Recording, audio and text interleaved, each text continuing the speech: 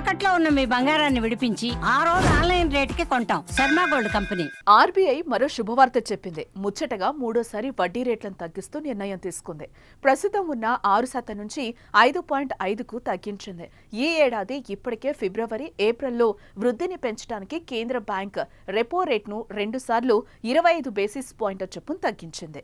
తాజాగా తగ్గింపుతో repo rate 5.50% దిగొచ్చింది. వడ్డీ రేట్లు 0.50% తగ్గింపు విషయాన్ని శుక్రవారం ఆర్బీఐ గవర్నర్ సంజయ్ మల్హోత్రా ప్రకటించారు.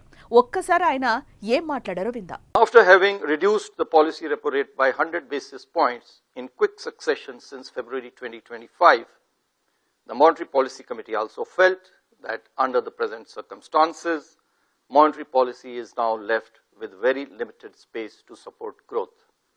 Hence, the MPC also decided to change the stance from accommodative to neutral. From here onwards, the MPC will be carefully assessing the incoming data and the evolving outlook to chart out the future course of monetary policy in order to strike the right growth-inflation balance. The fast-changing global economic situation too necessitates continuous monitoring and assessment of the evolving macroeconomic outlook. ప్రపంచవ్యాప్తంగా అనిశ్చితులు నెలకొన్న భారత ఆర్థిక వ్యవస్థ బలంగా స్థిరంగా కొనసాగుతోంది, వేగంగా వృద్ధి చెందుతోంది, పెట్టుబడిదారులకు అపార అవకాశాలు కల్పిస్తోంది.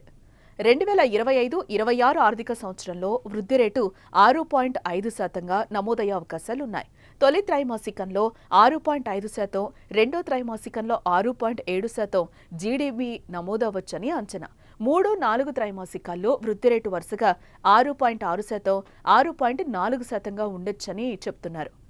అలాగే ఆహార పదార్థాల ధరలు తగ్గుముఖం పడుతూ ఉండడంతో 2025-26 ఆర్థిక సంవత్సరానికి ద్రవ్యోల్బణం అంచనాలను 4% నుంచి 3.7%కి తగ్గిస్తున్నాం. బ్యాంకుల వద్ద నగదు నిల్వల నిష్పత్తిని 100 బేసిస్ పాయింట్ల మేర తగ్గిస్తున్నాం. 2.5 లక్షల కోట్ల బ్యాంకు నిధులను విడుదల చేయనున్నాం. దీంతో బ్యాంకు మరిన్ని రుణాలు మంజూరు చేసేందుకు వీలు కల్పించినట్లు అవుతుంది.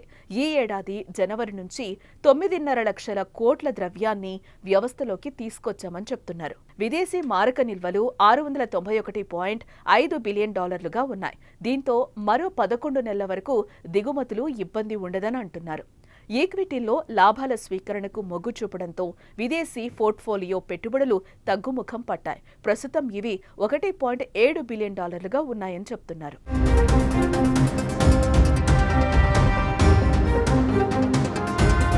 రెపో రేట్ అనేది బ్యాంకులు ప్రభుత్వ సెక్యూరిటీలకు వ్యతిరేకంగా ఆర్బీఐ నుంచి రుణాలు తీసుకున్నప్పుడు ఆర్బీఐకి చెల్లించాల్సిన వడ్డీ రేటు. కాబట్టి బ్యాంకులు తక్కువ వడ్డీకి రుణాలు పొందగలిగినప్పుడు అవి తక్కువ రేట్లకు కూడా రుణాలు అందిస్తాయి. రెపో రేటు తగ్గింపు పాత ఇంకా కొత్త హోమ్ లోన్ వినియోగదారులకు ఎంతో ప్రయోజనం చేకూరుస్తుందని నిపుణులు భావిస్తున్నారు. 0.50% రెపో రేటు తగ్గింపు అంటే బ్యాంకులు అలాగే ఎన్బీఎఫ్సీలు హోమ్ లోన్స్ ఇంకా వాహనాల రుణాలపై వడ్డీ రేటును వెంటనే భారీగా తగ్గించాల్సి ఉంటుంది. ప్రస్తుతం అనేక ప్రభుత్వ బ్యాంకుల హోమ్ లోన్స్ పై వడ్డీ రేటు 7.75 నుండి 9% మధ్య ఉంది. రెపో రేటులో 0.5% అంటే 0.50 బేసిస్ పాయింట్స్ తగ్గింపు అంటే హోమ్ లోన్లపై వడ్డీ కనీసం 7.25%కి తగ్గుతుంది. చాలా కాలంగా ఈఎంఐ భారం పడుతున్న కస్టమర్లకు ఇది ఓ గుడ్ న్యూస్ అని చెప్పుకోవచ్చు.